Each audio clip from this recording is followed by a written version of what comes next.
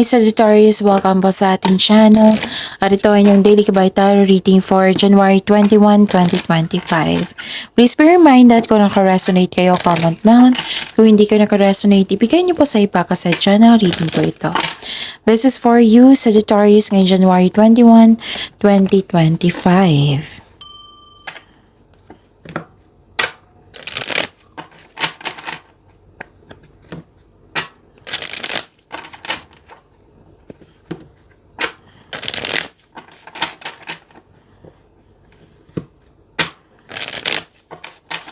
Para po ito sa inyo Sagittarius ngayong January 21, 2025. Maraming salamat po sa inyong patuloy na suporta at maraming salamat din po sa mga hindi nag-skip ng ads. Gamitin ang reading na ito bilang gabay lamang sa mga hindi pa nag-subscribe. Subscribe na po kayo at click bell notification para malaman nyo na may bago tayong video. Para sa mga gusto magpa-reading po, may lumabas dyan sa screen nyo ngayon. Panoorin nyo po sundin ng instruction. Spirits Guide, mga ganap pa para kay Sagittarius ngayong January 21, 2025. I need 3 cards po.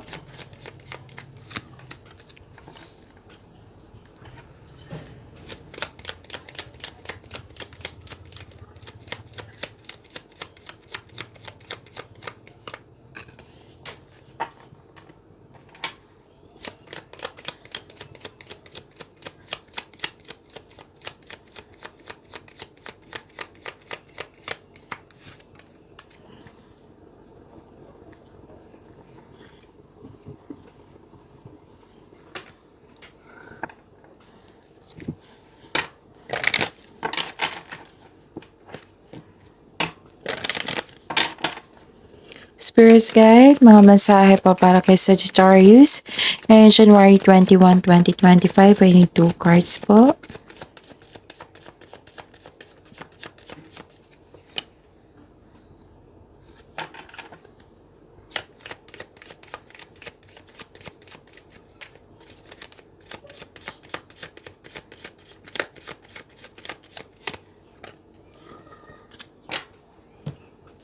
Sagittarius, ngayon January 21, 2025. Nakita ko dito harvest time at may ganap sa regarding sa passion mo ngayon at may gumawa ka ng desisyon sa araw na ito. Importanteng desisyon sa araw na ito, Sagittarius. Mag-ingat lang po kayo kasi may nakita ko ditong na nasaktan kayo, nagalit kayo at nagkaroon ng argument. At pwede doon kayo ang bisita or may bisita kayo ngayon na nagbigay ng news or information na bibigyan mo ng agarang action or reaction. Nagkaroon ng harvest time, posibleng yung nagbigay ka ng serbisyo at binayaran ka. Pero din na nagkaroon ng fast moving sa inyong produkto ngayon. Pero basta may dito na tinanim mo, nag-bloom siya. So, claim this harvest. Okay? So, may connection talaga dito sa disconnection sa isang tao or nagkaroon ng tampuhan. So, self-reliance, don't be afraid to fly solo, Sagittarius. And may toxic traits, humanity's destructive traits. So, put boundaries sa mga toxic na tao. Spirits Guide, ano po yung energy ni Sagittarius ngayong January 21, 2025? And the clarification of this card po. Kung may narinig kayo, may nakita kayong repeating message, meaning to say, pinupush ng cards nyo yan, kasi ang ilan sa inyo hindi pa binigyan ng atensyon. Na kung maaari din po, bigyan nyo po ng solusyon at aksyon. Remember, Sagittarius, at the end of the day, alam mo na ikaw lang taong may kakayahan at responsable na gumawa ng sarili mong katotohanan at kinabukasan. So, ano yung energy ni Sagittarius? Nakita ko dito na nagkaroon po ng hard work, productivity, bagong kasanayan, at kaalaman. So, this card reminds you na kapag ginawa mo ang gusto mo, mamahalin mo ang ginagawa mo. So, nakita ko dito yung tagumpay sa kaperahan at seguridad ay Oo, security at tagumpay. Nakikita ko dito sa inyong kaperahan. Ano to produkto ng inyong pagiging masipag sa araw-araw. So you deserve this. Keep up the great work, okay? Basta nakita ko dito yung hard work at dedikasyon. Whether sa career and money mo man, or sa life mo, sa love life mo. Yes. At may nakita rin ako ditong malakas ang inyong intuition, nag-self-study kayo, common sense, awareness, nakikita ko dito, may malalaman kang sekreto mula sa isang tao. Makinig sa inyong intuition kasi may mensahe po. So, kung hindi nyo alam kung paano mag-connect sa inyong intuition, i-search nyo po sa Google on how to connect to your intuition. And the advice is to clear your mind and ask your heart for the answers you seek. So, sa mga naghahanap ng sagot sa inyong mga katanungan dito, may mensaheng card nyo po na the answers are already within you. Trust your own counsel first. Okay? Spirit's Guide for Year and Money po ni Sagittarius ngayong January 21, 2025.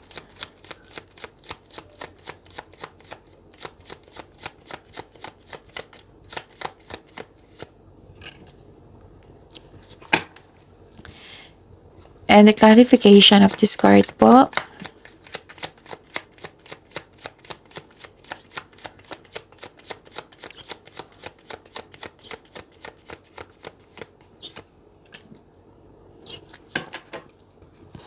Okay, sa career and money nyo, gusto nyo mapag-isa dito. Mas gusto nyo magtrabaho na mag-isa than collaboration. So, feel free yourself para makapag-isip ka ng maayos. Kung nais mo ng promotion or you're making business or making business investment, hindi mo na kailangan ng pahintulot to move ahead. Okay? Magtiwala sa inyong sarili ha, and you have divine inspiration. Okay? You can restore your energy by spending time with yourself. Para sa pagbalik mo, you will feel your energy restored. So yun ha, dalawang card nagsabi dito, all life's answers are within you. Nasa iyo na po daw yung sagot, sabi po ng card niyo po. And nakikita ko dito na nagkaroon po ng makinig talaga. Diba sabi kanina na may mensahe yung intuition nyo. Makinig po. Kasi stop overthinking kasi hindi yan nakakatulong sa'yo. Nakaka-drain yan ng energy. Okay? So, this is also means may wala kang alam sa mga pangyayari or you refuse to look within. So, makinig sa inyong intuition. Okay? Spirit's Guide. Love life, self-love, partnership, and romance ni Sagittarius ngayong January 21, 2025.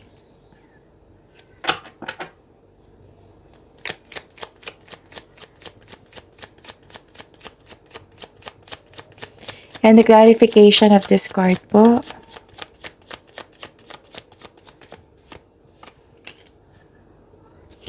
Maraming salamat po sa patuloy na tiwala at suporta sa ating channel.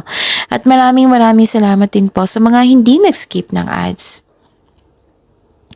So, this is nagkaroon ng concern kayo sa isang tao. May concern kayo sa isang tao na matigas ang ulo, ayaw makinig, or sobrang obsessive. Nawalan kayo ng gana, pwede din nawalan kayo ng gana sa delay, nagkaroon ng hesitation to take an action, nagkaroon ng disconnection sa isang tao, or nagkaroon kayo ng unhealthy connection sa isang tao. And nakita ko rin dito na nagkaroon po ng yun, dalawang card na kasi nagsabi dito at isang card dito. Dalawang card din pala na nagsabi na may disconnection talaga sa isang tao na nabother kayo. Naapektuhan ka nito sa pangyayaring disconnection. Oo, pwede din naapektuhan kayo ng dahil sa delay. So yun, habaan ng pasensya po. Sabi po ng card niyo po dito. Pwede din delay sa hinihintay nyo. Delay sa paggawa ng desisyon kasi may tutol. Pwede din delay sa paggawa ng action kasi may hesitation. So, yun ha. Yun nga yung sinabi dito na may toxic traits. So, umiwas kayo sa toxic traits. Pagyamanin niyo po yung blessings sa binigay sa inyo, Sagittarius. See you tomorrow. Please like, subscribe, and click the button for notification para updated po kayo sa daily tarot reading natin. Maraming salamat po.